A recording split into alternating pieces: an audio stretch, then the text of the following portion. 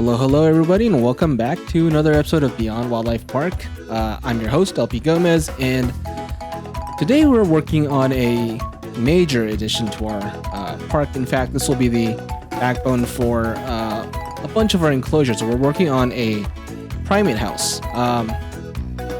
So when we first started our ZSU adventure here, we started with a couple ringtail lemurs, and over time, through trades and through stores, we are going to amass quite the primate collection. But yeah, we're also trying out some new music here in our videos just to bring that energy of monkeys jumping around, climbing on structures, and having a fun time. So this primate house is inspired by the primate house that we have here at the St. Louis Zoo. It is a Spanish-style building that was built back in 1925. This was renovated in the 70s, but I was trying to go for a scaled-up version of what we had. Here you see that we're working on some grand staircases that sit adjacent to the African oasis.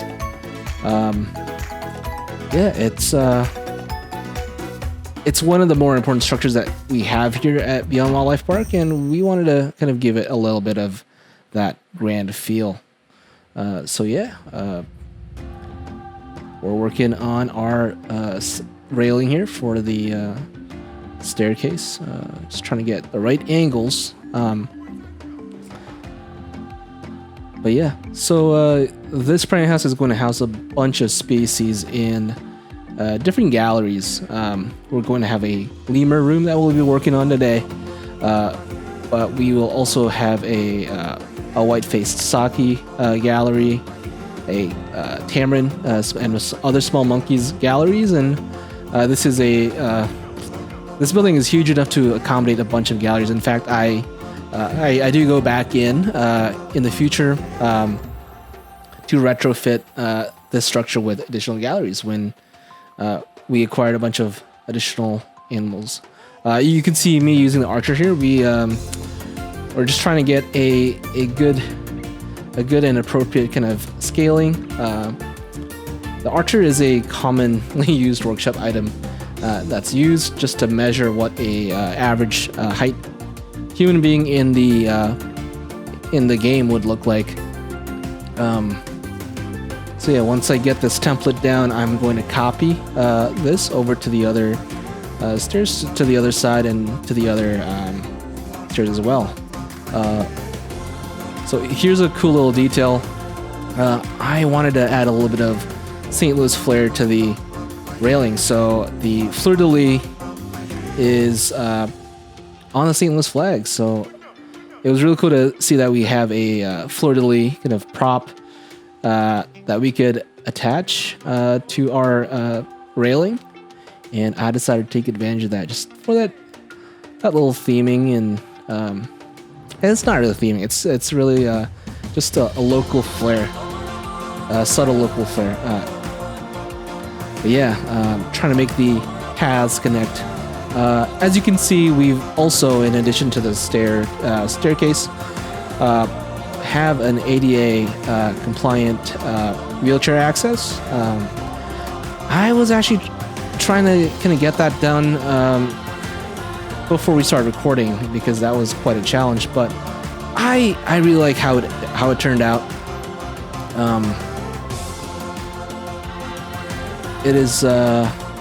It's quite a grand structure, and while the St. Louis Zoo's primate house, while definitely historic, is not as grand as what we have here at Beyond.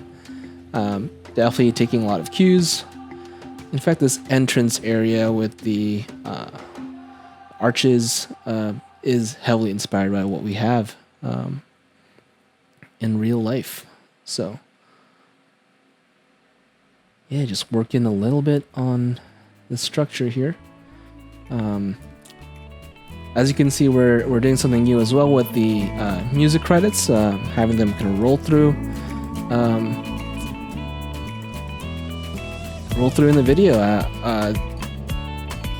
I think it's important to kind of credit the artist that I borrow from. So yeah, let me know what you guys think of this kind of new format. And if you guys have been enjoying this sort of video series, please do leave a like and subscribe. I would love to hear your guys' thoughts, so feel free to comment as well. Again, I am new to this and I am always open to feedback.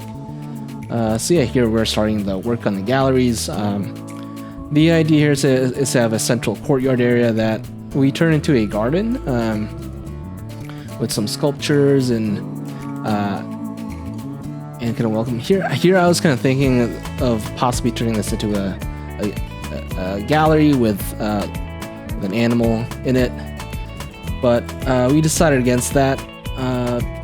Figured that it's really hard to do like a backstage here because I'll be losing a lot of space in the main structure, and I wanted this to feel a little open. So yeah, we're working on probably undoing a lot of that and just laying down some floor work. The Lemur gallery will exist on that right side of the building. So if you walk into the Primate house, you'll see the Lemur house immediately to your right. And actually, the Lemur gallery comprises of multiple rooms. And we might be calling it the Lemur rooms. There are 3 rooms, sort of a main area, an outdoors area, and then another smaller room. And as you can see, as we continue to build here, the lemurs can traverse between the different rooms. So it's a big area, and while we originally just started with some ringtails, we will be acquiring a bunch of other lemurs as well. In ZSU, we are part of a international lemur breeding program, and we're hoping that this kind of lemur room, and eventually a lemur village kind of breeding center is sort of a key part in kind of a thing that we can advertise here at Beyond Wildlife Park as an area of focus. So yeah, this large gallery is not the lemur room. This is going to eventually be split into at least 3 to 4 different galleries, if I recall correctly.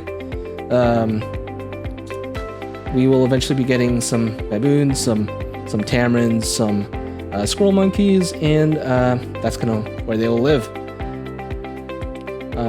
Yeah, with this project, it was kind of important for me to lay the foundation of the structure while thinking about future-proofing and what future expansion would look like, because at this point in time, I wasn't sure, or I had no idea that I would be amassing such a large primate collection. And I really wanted these animals to climb. So a lot of these galleries are 2 stories high, which kind of gives the animals ample room to climb, and it might seem a little excessive. Yeah, in fact, that one gallery was a little too excessive, and hence why I split it up into multiple different enclosures instead of one. But yeah, I am getting into the part where we will be doing some foliage work. So yeah, like I said in the comments, there's a little bit of everything for everybody here. There's a little bit of architecture, a little bit of foliage work, and a little bit of exhibit design.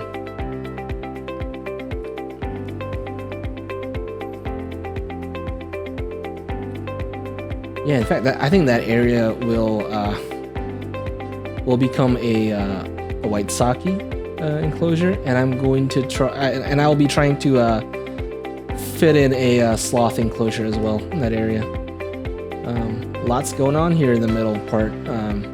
Just trying to make the structure work, make it look realistic, and have enough supports to hold up that second story. Yeah, doing some foliage work here. Wanted to go for a lush garden feel with some rocks, sculptures, a little bit of water to immerse the guests in this kind of forest setting. Even though it's a very artificial building, I wanted to keep that kind of old school kind of style. So here's like a fun fact about exhibit design and zoos. Historically, so historically, animals have been kept in sort of gallery type settings where they were viewed more as works of art. So kind of how you had galleries in a museum. And galleries only recently has there been a shift towards a more naturalistic enclosure design.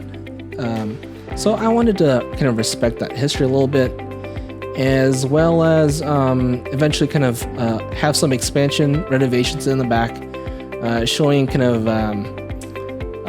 sort of this kind of transition from a more artificial kind of gallery type viewing experience to what we're calling the canopy trail out in the back. But we will not be getting into that today. We're working on the lemur room.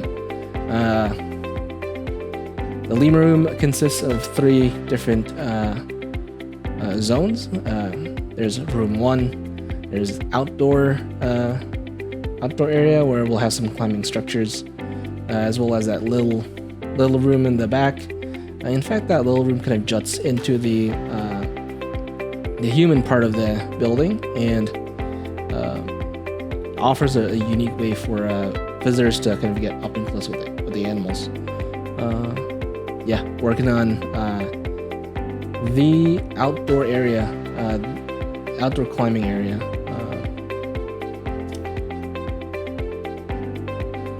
So habitat design.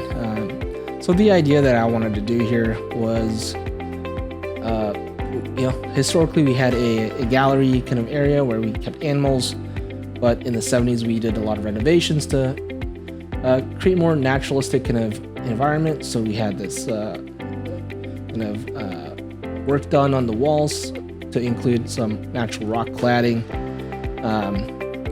and a technique that I developed here was kind of overlapping the mossy rock in the temperate rock to create that kind of like that unique kind of custom wall. Trying to make sure that there are a lot of trees and vines for the lemurs to climb on, and it adds to their enrichment, and it's just super cool to watch as a guest. But yeah, I guess it is time for a fun fact about the lemur. In fact, we've got a couple different lemur species that we will be housing in this enclosure. I know that we will have some lemur cata. We'll also have some eel lemurs, some ruffed lemurs, and there's a third species of lemur, or not species, this group of lemurs. But today, let's talk about the ring-tailed lemur. Genus, that is the word I was looking for. Genus of lemurs. Speaking of genuses, the ring-tailed lemur belongs to the genus Lemur and is known as Lemur cata. And this is the lemur that you see featured in the Madagascar film. I think it's King Julian. In fact, we named one of our lemurs King Julian after that character. But did you know that the newborn babies of this species, the ring-tailed lemur, exhibit blue eyes, and they eventually change in color as the infants grow up? Fun facts with LP Gomez. Working on some murals here. Kind of inspired by the St. Louis Zoo's approach with primates. They have this sort of rock work and then a mural So I was trying to replicate a little bit of that. But yeah. Habitat design wise, kind of have these kind of two catwalks connected with a bunch of vines and rope. And the idea is that you got two stories of two stories in this first, two stories in every zone, where the lemurs can kind of traverse vertically as well as horizontally. This is the okay, so that is the cool little neck that juts out into the guest area, and I think I put in a lot of enrichment in this spot just to encourage the lemurs to venture out into that area, providing guests an up and close encounter with the lemurs.